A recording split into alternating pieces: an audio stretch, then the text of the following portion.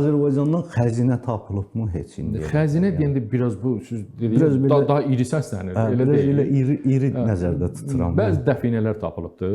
Məsəl üçün pul dəfinələri. Orada misdən hazırlanmış, gümüşdən hazırlanmış, eyni zamanda da məhdud sayda da olsa qızıldan hazırlanmış pullar da var.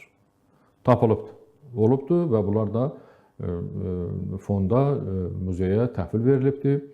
Bundan əlavə bu hələ tutaq ki, belə deyək, orta əsrlərə aid dövrdən məhsə danışıram. Amma daha qədim dövrlərə aid abidələrdə, qəbir abidələrində aparılan qazıntılar zamanı müəyyən o bəzək əşyaları tapmışıq, rast gəlmişik, olubdur. Məsəl üçün bir qəbirdə çox təsadüfi hallarda məsəl üçün əgər qadın qəbridirsə sırğa tapılıb, məsələn üzük tapılıb və yaxud muncuq tapılıb, bax belə. Biz bilirik ki, arxeoloqlar qrup halında işləyirlər. Ekspedisiyalar. Bəli, ekspedisiya. Deyək ki, bir sandıq qızıl tapıldı, ya cəvahirət tapıldı. Bunlar bunu aralarında bölmədilər. Bu necə müəyyənləşir? Çox belə suallar verən olur, amma o ekspedisiyalar təşkil edilir Elmlər Akademiyasının institutu tərəfindən, yəni bizim institutumuz tərəfindən təşkil edilir. Və orada qazıntı aparmaq üçün ekspedisiyanın rəhbərinə vəkalatnamə deyilən sənəd verilir, icazə sənədi. Və o sənəd də eyni zamanda Mədəniyyət Nazirliyində qeydiyyatdan keçir. Çünki abidələrin mühafizəsi rəsmi olaraq Mədəniyyət Nazirliyinin funksiyasıdır.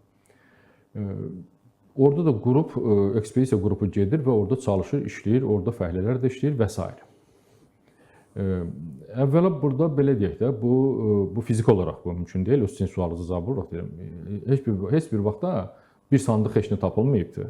Onu da deyim, çox nadir hallarda bəzi bəzək əşyalarına rast gəlinir. Və digər tərəfdən arxeoloqlar haqqında mən belə başlayım, siz çox aşağı fikirdəsiniz.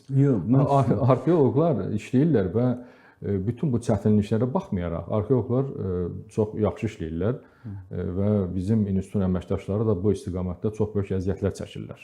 Təbii çox əziyyətli işləyirlər və bunlar da hamısı öz peşələrinə sadiq olan, öz peşələrinə hörmətlə yanaşan insanlardır. Məsələn, mən şəxsən öz təcrübəmdən deyə bilərəm,